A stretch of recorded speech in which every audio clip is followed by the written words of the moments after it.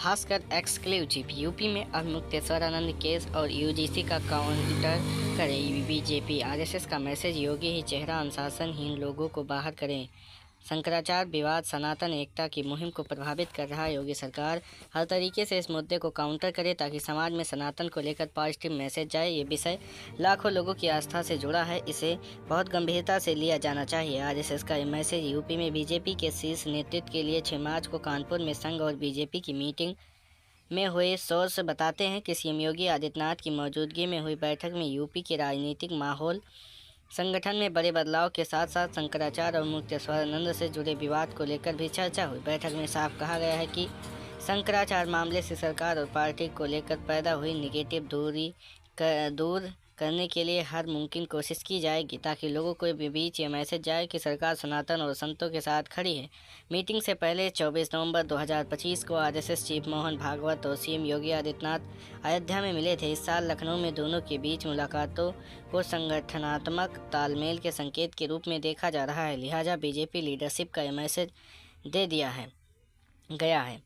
विधानसभा चुनाव में योगी ही पार्टी के सबसे बड़े चेहरे होंगे, इसलिए किसी भी तरह की निगेटिव कैंपेनिंग का सख्ती से जवाब दिया जाएगा। क्या 2027 विधानसभा चुनाव में शंकराचार्य विवाद बीजेपी स्ट्रेटेजी की सबसे बड़ा इम्पैक्ट डाल सकता है? क्या आरएसएस इस मुद्दे पर योगी के साथ ये सवाल हमने दिल्ली और यूपी में आरएसएस से जुड़े पदाधिकारियों, बीजेपी नेताओं और एक्सपर्ट से पूछे। कानपुर में करीब 2.25 घंटे मीटिंग। यूपी में आरएसएस का स्ट्रक्चर 6 प्रांत पश्चिम, ब्रज, अवध, काशी, गोरख और कानपुर बुंदेलखंड में बटा हुआ है। होली के एक दिन बाद कानपुर में आरएसएस और बीजेपी की लीडरशिप ने विधानसभा चुनाव को लेकर पहली कोऑर्डिनेशन मीटिंग की। सुबह 11 बजे सीएम योगी आदित्यनाथ दीनदयाल विद्यालय पहुंचे। उनके साथ बीजेपी प्रदेश अध्यक्ष पंकज चौधरी और संगठन महामंत्री धर्मपाल भी बैठक में शामिल हुए। इससे संघ के क्षेत्र प्रचारक अनिल और प्रांत प्रचारक श्रीराम, डॉक्टर अनुपम समेत कई सीनियर पदाधिकारी थे। राजनीतिक हलकों में से बीजेपी के ट्रिपल एस मॉडल यानी सरकार, संगठन और संघ की स्ट्रेटेजी मीटिंग के तौर पर देखा जा रहा है। 2019 लोकसभा और 2022 यूपी विधानसभा चुनाव से पहले इस तरह की कई मीटिंग हुई थी, जिसके बाद बीजेपी को चुनाव में बड़ी सफलता मिली। आरएसएस के सोर्स बताते हैं बैठक में करीब 2.25 घंटे चली इस मीटिंग की शुरुआत में लोकसभा चुनाव में कानपुर बुंदेलखंड क्षेत्र में पार्टी को हुए नुकसान, लोकल नेताओं कार्यकर्ताओं के बीच खींचतान और बढ़ती अनुशासनहीनता को जल्द से खत्म करने के लिए कहा गया है। इसके साथ 2027 विधानसभा चुनाव से पहले संगठन में बड़े बदलाव और चुनावी रणनीति पर चर्चा हुई है। बैठक के दौरान बीजेपी नेताओं ने मुख्यमंत्री के सामने यूजीसी के नए नियमों के कारण लोगों में असंतोष और शंकराचार्य विवाद का मुद्दा भी उठाया। इस पर संघ का साफ मैसेज था कि ऐसे मुद्दे से पार्टी की छवि प्रभावित हो रही है, इसलिए शंकराचार्य मामले को हर तरीके से काउंटर किया जाना चाहिए ताकि समाज में सनातन को लेकर पॉजिटिव मैसेज जाए। बीजेपी संघ की बैठक में क्यों उठा शंकराचार्य का टॉपिक? यूपी में आरएसएस और बीजेपी की पॉलिटिक्स पर नज़र रखने वाले सीनियर जर्नलिस्ट प्रमोद गोस्वामी कहते हैं, बीजेपी योगी और शंकराचार्य और मुक्तेश्वरानंद से जुड़ा मामला प्रयागराज के माघ मेले से शुरू हुआ। जब प्रशासन ने मुक्तेश्वरानंद के रथ को संगम तक जाने से रोक दिया था, विवाद तब और बढ़ गया जब उनके अनुयायियों और बटुकों को चोटी खींचकर बुरी तरह मारा गया। इस घटना को लेकर सनातनी समाज में तीखी प्रतिक्रिया देखने को मिली। लोगों ने इसे सरकार की निरंकुशता माना। बीजेपी और संघ को डर है कि एक प्रमुख धार्मिक पीठ के शंकराचार्य का सरकार के खिलाफ मोर्चा खोलने ब्राह्मण वोट बैंक और कट्टर हिंदू समर्थक में भ्रम पैदा हो सकता है। विपक्षी दल जैसे सपा और कांग्रेस इस विवाद को हवा दे रहे हैं ताकि बीजेपी के हिंदुत्व वाले नैरेटिव को तोड़ा जा सके। वहीं यही वजह से पार्टी के सीनियर नेताओं के साथ साथ कार्यकर्ता तक इसे लेकर परेशान हैं। शंकराचार्य विवाद की शुरुआत से लेकर सीएम योगी के तेवर में कोई कमी नहीं आई है। जब भी संघ प्रमुख भागवत से मिले या फिर कानपुर में जो बात हुई उसमें शंकराचार्य विवाद को प्रमुखता में रखा गया। इसलिए आरएसएस का रुख साफ है कि अगर अब इस मुद्दे पर पार्टी पीछे हटी तो उसे चुनाव में बड़ा नुकसान हो सकता है। यही वजह है कि इस मुद्दे पर योगी भी एग्रेसिव नजर आ रहे हैं और मुक्तेश्वरानंद वर्सेस योगी विवाद बढ़ने की 3 प्रमुख वजह हैं। पहला, माघ मेले में शाही स्नान से पहले रोका गया शंकराचार्य विवाद जनवरी 2026 में शुरू हुआ, जब प्रयागराज माघ मेले में यूपी पुलिस ने शंकराचार्य और मुक्तेश्वरानंद को संगम पर राजसी स्नान के लिए जाने से रोक दिया। उनके शिष्यों के साथ बदसलूकी भी हुई। पुलिस ने इसके पीछे भगदड़ और सुरक्षा का हवाला दिया, जिसे शंकराचार्य ने संतों का अपमान और सरकारी अहंकार बताया। दूसरा, शंकराचार्य पद की वैधता पर कानूनी नोटिस। प्रयागराज प्रशासन ने मुक्तेश्वरानंद को नोटिस जारी कर पूछा कि वह शंकराचार्य उपाधि का इस्तेमाल क्यों कर रहे हैं। जबकि मामला सुप्रीम कोर्ट में है। बात तब बढ़ी जब विधानसभा में सीएम योगी ने नाम लिए बगैर कहा कि कोई खुद को शंकराचार्य नहीं लिख सकता, कानून सबके लिए बराबर है। इस पर पलटवार करते हुए अब मुक्तेश्वरानंद ने कहा, कोई राजनेता ये नहीं तय कर सकता कि धर्म का सर्वोच्च पद कौन संभालेगा। तीसरा, योगी बनाम स्वामी की तीखी बयानबाजी, दोनों से शब्दों का मर्यादा सीमाएं कई बार लांघी गई हैं। सीएम योगी ने नाम लिए बगैर कालनेमी शब्द का जिक्र किया, जिसके जवाब में शंकराचार्य ने योगी की तुलना औरंगजेब से की और कहा मुख्यमंत्री खलीफा बनना चाहते हैं। हाल में उन्होंने योगी सरकार को 40 दिन की चेतावनी देते हुए कहा कि अगर यूपी में गौ हत्या पर पूरी तरह प्रतिबंध नहीं लगा तो योगी के हिंदुत्व होने का सवाल उठाएंगे। अब मुक्तेश्वरानंद के संघ प्रमुख पर बयान के बाद उनका विरोध बढ़ा। क्यों संघ भी स्वामी मुक्तेश्वरानंद से नाराज है?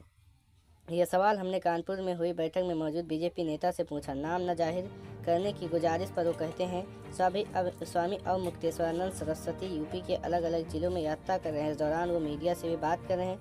वो पहले मुख्यमंत्री योगी से लेकर संघ मोहन भागवत पर विवादित टिप्पणी कर चुके हैं। आप खुद बताइए, क्या ऐसी भाषा का कोई इस्तेमाल कोई शंकराचार्य कर सकता है? यही कारण है कि जनता के बीच अब मुक्तेश्वरानंद का विरोध बढ़ता जा रहा है। पिछले महीने 20 फरवरी को वाराणसी में अभी मुक्तेश्वरानंद ने संघ प्रमुख के लिए कहा था कि वो हिंदुओं को बच्चा पैदा करने की सलाह देने से पहले खुद शादी करें। जो व्यक्ति बच्चा पैदा करने वाली प्रक्रिया या जिम्मेदारी का हिस्सा ही नहीं, उसे इन संवेदनशील बातों पर टिप्पणी नहीं करनी चाहिए। आरएसएस से जुड़े संगठन विद्या भारती से जुड़े भास्कर दुबे कहते हैं, विधानसभा चुनाव से पहले संघ और सरकार के बीच SSS मॉडल बैठकों हो रही हैं। इन मीटिंग का एजेंडा पार्टी के अंदर मौजूद नाराजगी दूर करना है।